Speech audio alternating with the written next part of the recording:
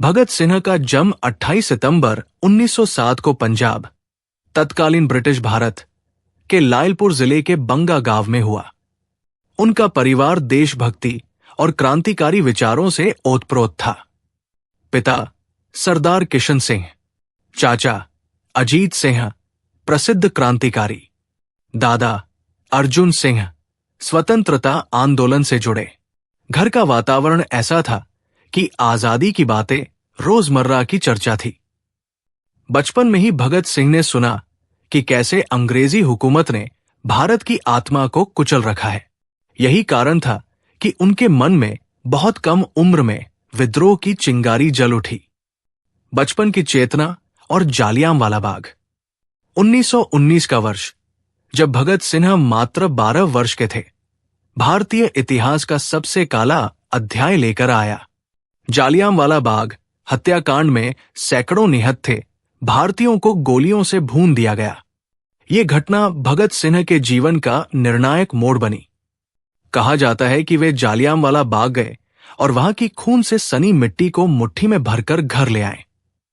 ये मिट्टी उनके लिए एक प्रतीक थी। इस मिट्टी का कर्ज चुकाना है। उस दिन से भगत सिंह के मन में अंग्रेजों के प्रति नफरत नहीं, बल्कि अन्याय के विरुद्ध संघर्ष का संकल्प जन्म ले चुका था। शिक्षा और वैचारिक निर्माण।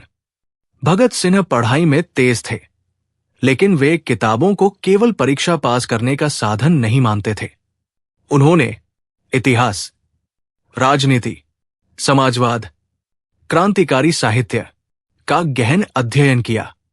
उन्होंने लाला लाजपत राय, बाल गंगाधर तिलक और अंतर्राष्ट्रीय क्रांतिकारियों जैसे लेनिन और कार्ल मार्क्स के विचारों को पढ़ा।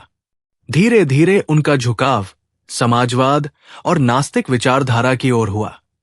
उनके लिए धर्म व्यक्तिगत आस्था हो सकती थी, लेकिन राजनीति और आजादी के संघर्ष में वे तर्क और विज्ञान को सर्वोपरि मानते थे। असहयोग आंदोलन और मोहभंग। 1920 में महात्मा गांधी द्वारा शुरू किए गए असहयोग आंदोलन से भगत सिंह बेहद प्रभावित हुए। उन्होंने भी इसे पूरे उत्साह से अपनाया।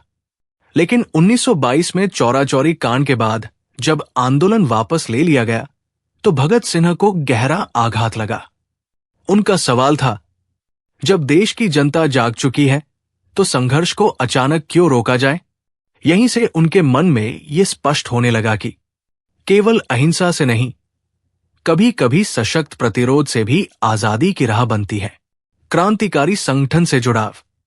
युवावस्था में कदम रखते ही Bhagat Singh Hindustan Republican Association (HRA) से जुड़े, जो आगे चलकर Hindustan Socialist Republican Association (HSRA) बना।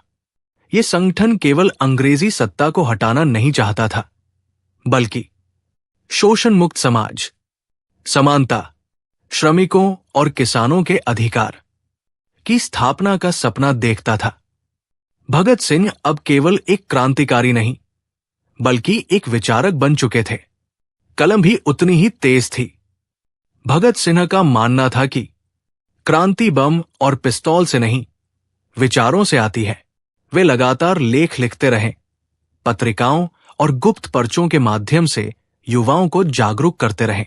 उनकी भाषा में आग थी, लेकिन तर्क भी उतना ही मजबूत।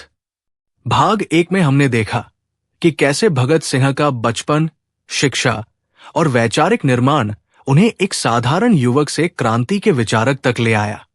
अब भाग 2 में वह दौर आता है जहां विचार कर्म में बदलते हैं और इतिहास हमेशा के लिए बदल जाता है। साइमन कमीशन और लाला लाजपत राय। 1928 में ब्रिटिश सरकार ने साइमन कमीशन भारत भेजा। इस आयोग में एक भी भारतीय सदस्य नहीं था। पूरा देश गूंज उठा, साइमन गो बैक। लाहौर में इस विरोध का नेतृत्व कर रहे थे पंजाब केसरी लाला लाजपत राय। शांतिपूर्ण जुलूस पर अंग्रेज अधिकारी जेम्स स्कॉट के आदेश से लाठीचार्ज हुआ। लालाजी को गंभीर चोटें आई और कुछ ही दिनों बाद उनकी मृत्यु हो गई। ये सिर्फ एक मौत नहीं थी, ये भारत के आत्मसम्मान पर हमला था। भगत सिंह ने उसी दिन कहा था, लाला जी के शरीर पर पड़ी हर लाठी अंग्रेजी साम्राज्य के ताबूत में एक कील साबित होगी। बदले का संकल्प, सैंडर्स वध। HSRA के भीतर निर्णय हुआ कि इस अन्याय का उत्तर दिया जाएगा।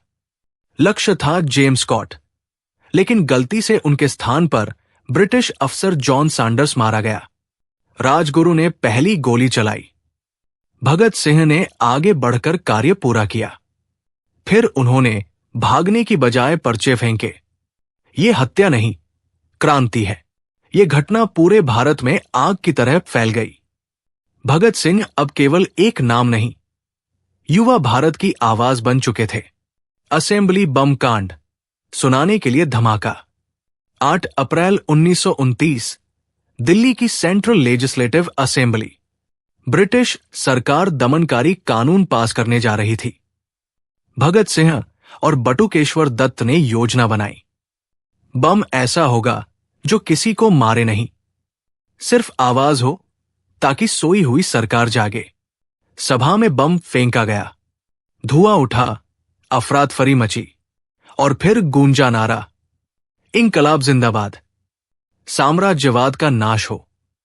दोनों क्रांतिकारी भागे नहीं, वे चाहते थे गिरफ्तारी, ताकि अदालत को जनता का मंच बनाया जा सके। गिरफ्तारी और अदालत को विचार मंच बनाना। कोर्ट में भगत सिंह ने सफाई नहीं दी, उन्होंने घोषणा की।